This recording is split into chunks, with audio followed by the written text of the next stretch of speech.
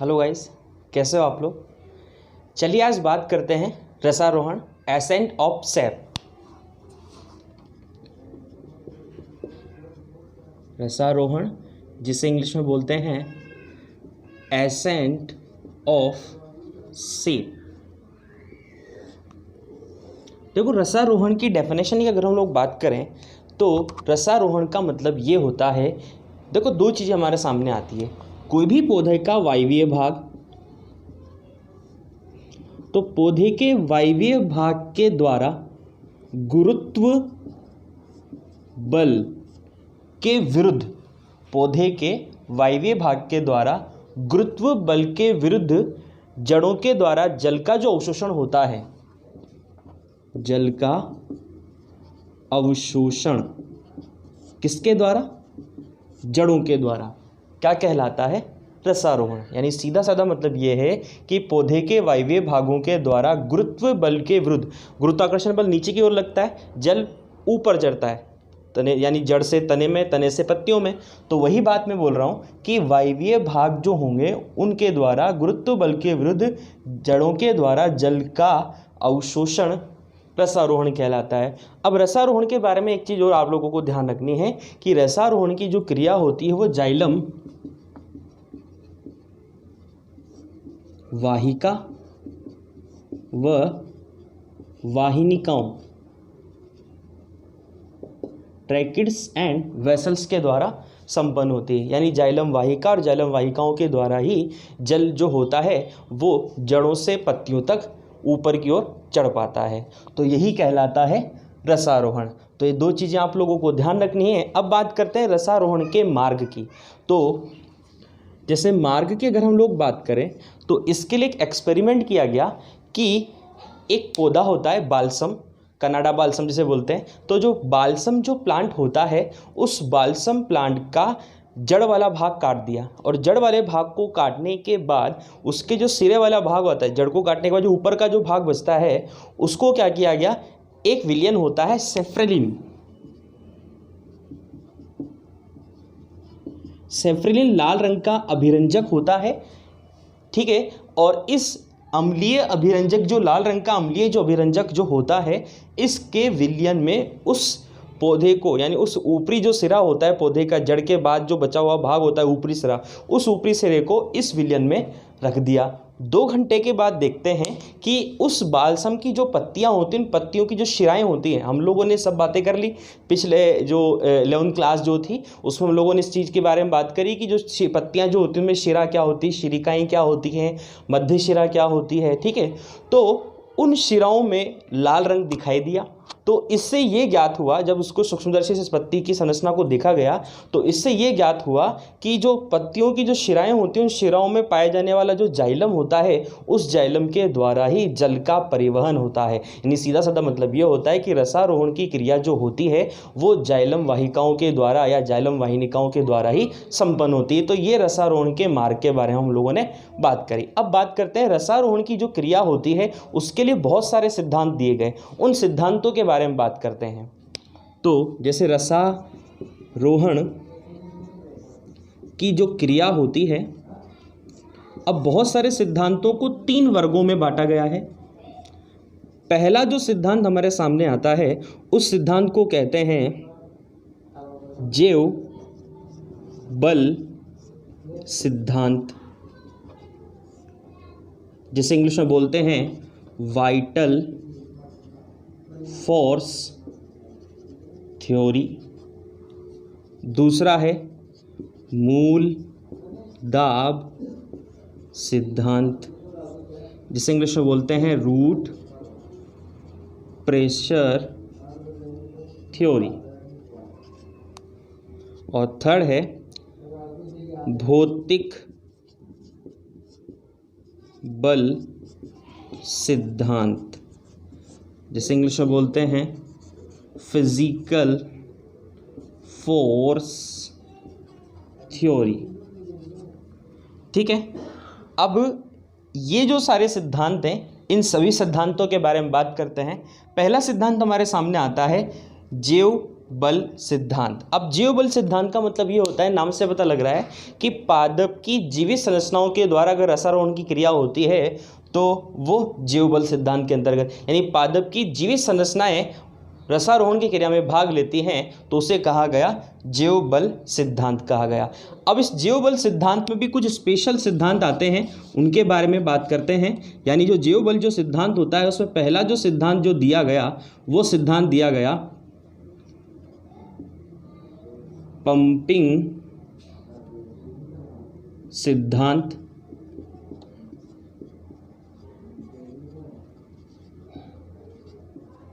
Pumping theory. अब इसका जो प्रतिपादक था वो थे गोडलेवस्की।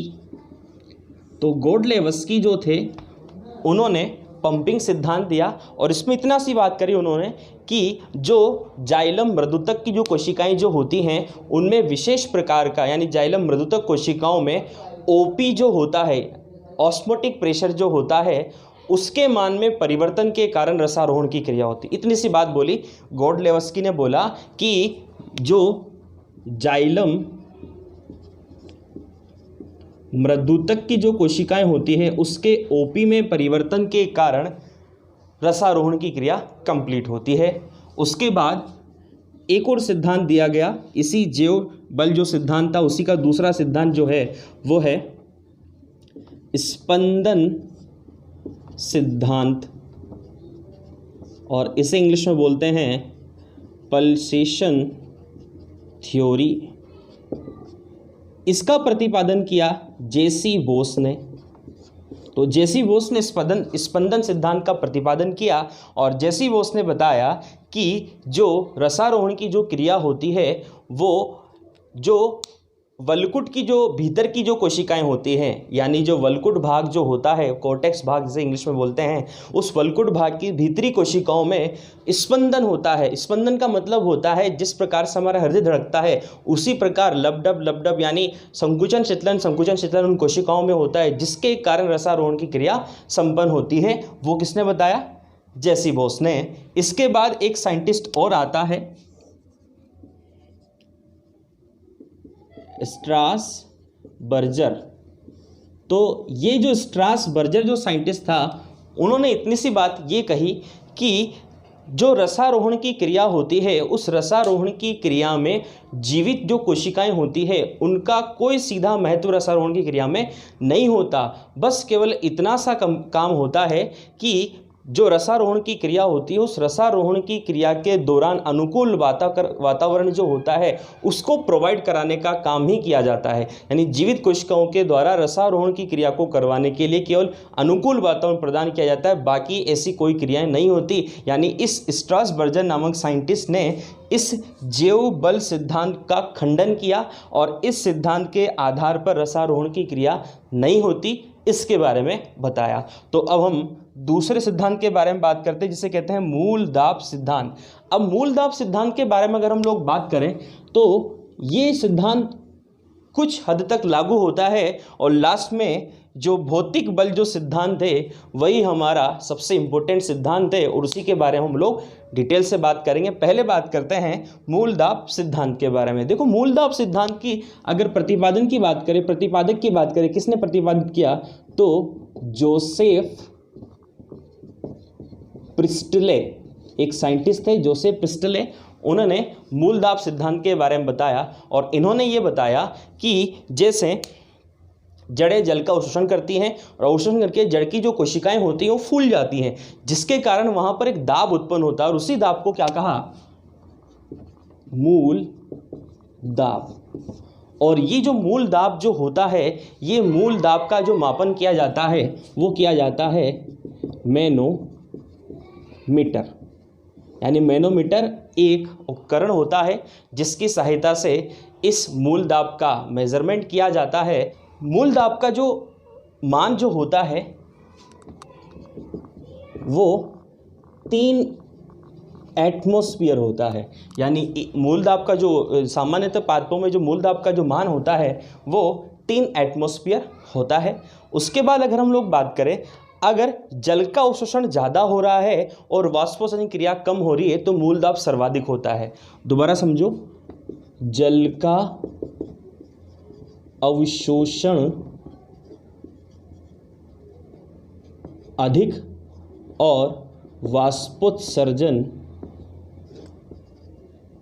कम, तो जो मूल दाब होगा वो सर्वाधिक होगा। ठीक है, एक चीज और, बिंदु स्त्रवण क्रिया और रस स्त्रवण जो क्रिया होती है हम आगे डिटेल से बात करेंगे। बिंदु स्त्रवण आप लोगों ने देखा होगा, सुबह सुबह जब आप घूमने जाते हो तो कुछ पादपों की पत्तियों के ऊपर जो बूंद दिखाई देती है, तो वो जो बूंद होती है वो बिंदु स्त्रवण क्रिया के फलस्वरूप ही होती है, जो पौधे का उत्सर्जी पदार्थ होते हैं उसमें।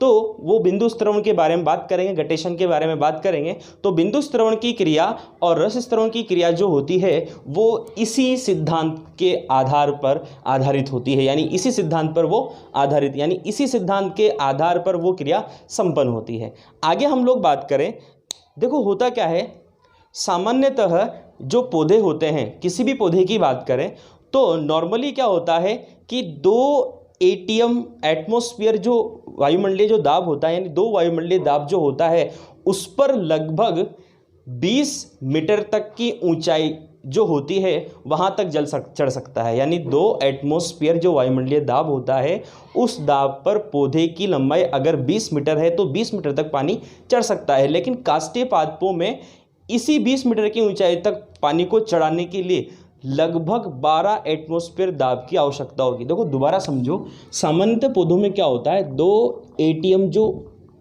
दाब होता है उस 2 ATM दाब पर 20 मीटर ऊंचाई तक पानी चढ़ता है सामान्य पौधों में। लेकिन जो काष्ठीय जो पौधे होते हैं उन काष्ठीय पौधों में ये चीज़ 12 ATM पर लागू होती है, यानी 12 एटमॉस्फेयर दाब लगेगा तब 20 मीटर की ऊंचाई पर पानी चढ़ेगा। तो इसका मतलब ये हुआ सीधा साधा कि ये जो सिद्धांत है ये कुछ पादपों पर तो लागू होता है और कुछ पादपों पर लागू नहीं होता। तो यहाँ पर भी सिद्धांत जो होती है, सिद्धांत में कुछ कमियां पाई गई तो ये सिद्धांत भी यहाँ पर जाकर फेल हो जाता है। और एक चीज़ और आप लोगों को ध्यान रखनी है, अगर इसकी मूल दाब की एक डेफिनेशन अगर हम और बनाएं तो मूल दाब की एक डेफिनेशन और है, कुछ साइंटिस्टों ने बताया कि जाइलम वाहिकाओं में पाए जाने वाले जो रस होता है उस रस का जो धनात्मक जो दाब होता है उसे मूल दाब कहा जाता है। दोबारा सुनो, जाइलम वाहिकाओं के यानी जाइलम वाहिकाओं के जो रस में उपस्थित धनात्मक जो दाब होता है उसे ही मूल दाब कहा जाता है। तो ये मूल दाब के बारे में बात हुई। अब बात करते हैं हम लोग भौतिक बल सिद्धांत के बारे में। देखो भौतिक बल सिद्धांत की अगर हम बात करें तो भौतिक बल सिद्धांत ये बोलता है कि रसारोहण की क्रिया जो होती है उसमें निर्जीव संरचनाओं की मुख्य भूमिका होती है, यानी निर्जीव संरचनाओं के द्वारा ही रसारोहण की क्रिया संपन्न होती, कोई जीवित संरचनाएं काम नहीं आती। और यही सिद्धांत सर्वमान्य सिद्धांत होता है। इस सिद्धांत को समझाने के लिए कुछ साइंटिस्ट थे जिन्होंने कुछ अलग अलग छोटे छोटे सिद्धांत दिए, उनके बारे में बात करते हैं। सबसे पहला जो सिद्धांत दिया था वो दिया था केशिकात्व या केशिकावाद, जिसके प्रतिपादक थे बोहेम। इन्होंने ये बताया केशिकात्व सिद्धांत के आधार पर कि जाइलम की वाहिकाएं और वाहिनिकाएं जो होती है वो केशिका के समान होती है। केशिकाएं आप लोग जानते हैं बिल्कुल बारीक, केश के समान, बाल के समान बारीक नलिकाएं जो होती हैं उनके द्वारा रसारोहण की क्रिया संपन्न होती है। उसके बाद अगला सिद्धांत आता है श्रृंखलावाद सिद्धांत। ये जो सिद्धांत था श्रृंखलावाद सिद्धांत, ये दिया था जेमिन ने। तो जेमिन नामक जो साइंटिस्ट थे उन्होंने श्रृंखलावाद सिद्धांत दिया और इस सिद्धांत में ये बताया गया कि जो जाइलम वाहिकाएं वाहिनिकाएं जो होती हैं उसमें जल के अणु और वायु के अणु एकांतर क्रम में पाए जाते हैं, यानी जल का बुलबुला और वायु का बुलबुला जो होता है वो एकांतर क्रम में पाए जाते हैं। वो श्रृंखलावाद में यानी श्रृंखला के रूप में पाए जाते हैं। ये श्रृंखलावाद सिद्धांत। एक सिद्धांत दिया अंतःचूषणवाद। इसके जो प्रतिपादक थे वॉन शेक थे। ठीक है, इन्होंने ये बताया गया कि जो जाइलम की जो भित्तियां होती हैं वह अंतःचूषण दाब के द्वारा जल का अवशोषण करती हैं। तो वो इन्होंने बताया कि अंतःचूषण दाब जो अब अंतःचूषण क्या होता है बात करेंगे। अंतःचूषण का मतलब ये होता है कि किसी भी ठोस जो संरचनाएं होती हैं वो बिना किसी विलयन में घुले या बिना घुले किसी तरल चीज़ या नमी को अवशोषित करती है, उसे अंतःचूषण कहा जाता है। यानी अंतःचूषण का मतलब होता है किसी भी ठोस संरचना के द्वारा नमी को या जल को या तरल भाग को अवशोषित करना, वो कहलाता है अंतःचूषण। ठीक है, तो अंतःचूषण दाब के द्वारा जल जाइलम की भित्ति में प्रवेशित हो जाता है, वो वॉन शेक ने बताया। और सबसे इम्पोर्टेंट जो सिद्धांत आता है वो आता है वाष्पोत्सर्जनाकर्षण ससंजन सिद्धांत।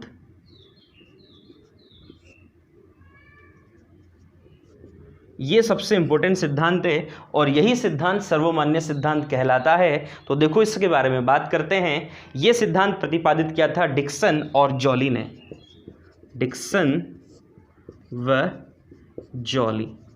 देखो इन्होंने क्या बताया, वाष्पोत्सर्जनाकर्षण सिद्धांत में ये बताया गया कि जो जल यानी रसारोहण की जो क्रिया होती है वो 3 सिद्धांतों पर डिपेंड करती है। और उन 3 बलों के बारे में, 3 सिद्धांत का मतलब ये है कि 3 वो यानी जो रसारोहण की जो क्रिया होती है वो 3 बलों पर निर्भर करती है। यानी ये तीनों के तीनों बल मिलकर ही रसारोहण की क्रिया को संपन्न कराते हैं। तो उन तीनों बलों के बारे में बात करते हैं। पहला बल जो हमारे पास आता है वो बल है ससंजन बल। दूसरा बल हमारे पास आता है आसंजन बल। और तीसरा बल है हमारे पास वाष्पोत्सर्जनाकर्षण बल। तो पहले बात करते हैं सहसंजन बल की। देखो मैंने आपको पहले बताया था सहसंजन बल का मतलब होता है समान समान अणु के बीच में लगने वाला बल। जैसे जल का अणु और जल का अणु, यानी एक जल का अणु दूसरा जल का अणु, दोनों जल सेम अणु हो। जैसे कुछ भी वस्तु हो, जैसे पेन है, पेन में प्लास्टिक है तो प्लास्टिक के अणु समान अणु है तो इनके बीच लगने वाला बल सहसंजन बल। ऐसे ही जल के अणु के बीच में लगने वाला बल सहसंजन बल, यानी समान अणु के बीच लगने वाला बल सहसंजन बल। और ये सहसंजन बल जो होता है ये जल स्तंभ को बनाने का काम करता है। अब जल स्तंभ क्या होता है, जड़ से पत्तियों तक जो पूरा का पूरा सीधी एक लाइन जल की जो बनती है उसे कहा जाता है जल स्तंभ। तो जल स्तंभ बनाने के काम महत्वपूर्ण भूमिका सहसंजन बल की। आसंजन बल की बात करें तो जाइलम की भित्ति और जल के अणु के बीच में, यानी जैसे मान लो ये मार्कर से मैं इस बोर्ड पे लिखता हूं तो बोर्ड के जो अणु हैं वो अलग हैं और मार्कर की जो इंक के हैं उसके अणु अलग हैं। तो अलग अलग अणु के बीच में लगने वाला बल क्या कहलाएगा, आसंजन बल कहलाएगा। और ये भी जल स्तंभ को बनाए रखने का काम करता है। और तीसरा बल आता है वाष्पोत्सर्जनाकर्षण बल। अब वाष्पोत्सर्जनाकर्षण बल का मतलब ये होता है कि वाष्पोत्सर्जन के कारण पत्तियों के द्वारा उत्पन्न ऋणात्मक खिंचाव, पत्तियों के द्वारा जड़ की ओर से ऋणात्मक खिंचाव जो लगता है वही ऋणात्मक खिंचाव कहलाता है वाष्पोत्सर्जनाकर्षण बल, जिसकी वजह से जल जो होता है वो ऊपर की ओर जड़ों से पत्तियों तक चढ़ पाता है। और इस वाष्पोत्सर्जनाकर्षण बल की बात करें तो इसका जो मान होता है वो होता है वो 10 से 15 ATM होता है। और हमने इससे पहले वाले में पढ़ा था कि काष्ठीय पादपों में लगभग 12 एटमॉस्फेयर दाब पर लगभग 20 मीटर की ऊंचाई तक जल चढ़ता है। तो वो कंडीशन मूल दाब के द्वारा संपन्न नहीं हो रही थी। अब ये कंडीशन यहाँ पर संपन्न हो रही क्योंकि ये वाष्पोत्सर्जनाकर्षण बल का मान कितना है, 10 से 15 एटमॉस्फेयर। यानी किसी भी पौधों में, यानी किसी भी पौधे, काष्ठीय पौधे हों या कोई दूसरे पौधे हों, जिम्नोस्पर्म पादपों की बात करें तो विशेषकर जिम्नोस्पर्म पादपों में मूल दाब सिद्धांत का कोई महत्व नहीं होता, लेकिन यहाँ पर जिम्नोस्पर्म पादपों में भी विशेषकर देखो 10 एटमॉस्फेयर से 15 एटमॉस्फेयर का बल उत्पन्न हो रहा है, यानी दाब उत्पन्न हो रहा है, प्रेशर उत्पन्न हो रहा है, जिसकी वजह से जल जो होगा वो काफ़ी ऊंचे ऊंचे वृक्षों तक चढ़ पाता है। क्योंकि देखो एक एटमॉस्फेयर जो दाब होगा उस दाब पर लगभग 10 मीटर की ऊंचाई तक जल चढ़ पाता है। तो यहाँ पर तो देखो 10 से 15 एटमॉस्फेयर है तो आराम से चढ़ पाएगा, 150 मीटर की दूरी तक भी जो वाटर होगा या जल होगा वो चढ़ जाएगा। तो इन तीनों बलों की वजह से ही तीनों बल आपस में मिलेंगे और एक जलधारा का, अखंड जलधारा का निर्माण करेंगे, यानी अखंड जल स्तंभ का निर्माण करेंगे जो जड़ से पत्तियों तक जुड़ी होती है। इसकी वजह से ही जड़ यानी जो जल होता है वो जड़ों से पत्तियों तक पहुंच पाता है। तो ये चीज़ आप लोगों को ध्यान रखनी है। अब आगे अगर हम बात करें तो देखो जड़ से पत्तियों तक जो जल जो होता है निरंतर अटूट, यानी एक निरंतर अटूट यानी जो टूट नहीं सकती उस अखंड जलधारा के रूप में पाया जाता है इन तीनों बलों की वजह से। और ये जो सहसंजन जो बल होता है, उस सहसंजन बल की अगर बात करें तो सहसंजन बल का मान जो होता है वो 45 से 207 एटमॉस्फेयर होता है, जिसकी वजह से ये अटूट जो जलधारा जो होती है, जल स्तंभ जो होता है वो नहीं टूट पाता, यानी अनब्रेकेबल होता है, कभी नहीं टूट पाएगा, क्योंकि इतना ज़्यादा प्रेशर की वजह, इतने ज़्यादा लंबे प्रेशर की वजह से जलधारा आसानी से ऊपर सीधी की सीधी बनी रहती है। इस सिद्धांत से ये पता लगता है कि रसारोहण की जो क्रिया होती है उसमें सीधा का सीधा भौतिक बलों का योगदान होता है, यानी भौतिक बलों के संचालन से ही रसारोहण की क्रिया संपन्न होती है। यानी इस क्रिया में ना तो कोई जीवित कोशिकाओं का योगदान होता है और ना ही कोई ऊर्जा का उपयोग होता है। ये सीधी सादी बात। अब एक चीज़ और आप लोगों को ध्यान रखनी है, भाई यूजुअली होता क्या है कि दिन के समय जो तने और शाखाएं जो होती हैं उसमें जो जल स्तंभ होता है उसमें तनाव उत्पन्न रहता है, क्योंकि इस रसारोहण की क्रिया का सीधा साधा संबंध जो है वो वाष्पोसर्जन क्रिया से डिपेंड, यानी वाष्पोसर्जन और रसारोहण से संबंधित दोनों क्रिया, यानी वाष्पोसर्जन क्रिया और रसारोहण दोनों एक दूसरे से संबंधित होती है, जिसकी वजह से ही ये कंडीशन हो पाती है। तो यहाँ पर हमारा ये टॉपिक कंप्लीट होता है, रसारोहण की क्रिया वाला टॉपिक, और आपका चैप्टर भी कंप्लीट होता है। मिलते हैं अगले चैप्टर में।